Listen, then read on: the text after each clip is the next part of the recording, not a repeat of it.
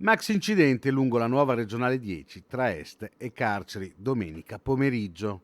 8 le persone che sono finite al pronto soccorso, 2 sono gravi e sono state trasportate in ospedale a Padova con l'elisoccorso. 4 i veicoli coinvolti nel tamponamento. All'altezza di Pradeste, un'automobile che proveniva da Monselice, forse a causa di un sorpasso azzardato, ha centrato un veicolo che veniva dal senso opposto, causando poi il tamponamento dell'auto che ha subito lo scontro frontale, mentre un quarto veicolo è stato colpito di striscio. Sul posto sono intervenuti subito i soccorsi. Il SUAM 118 ha stabilizzato gli automobilisti infortunati.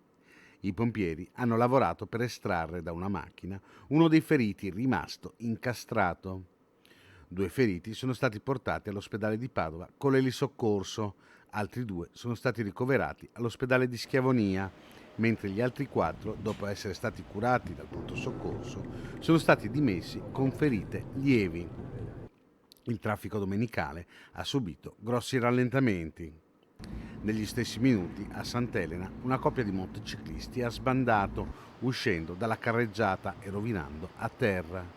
Soccorsi dei sanitari del SUAM 118 non hanno riportato ferite gravi.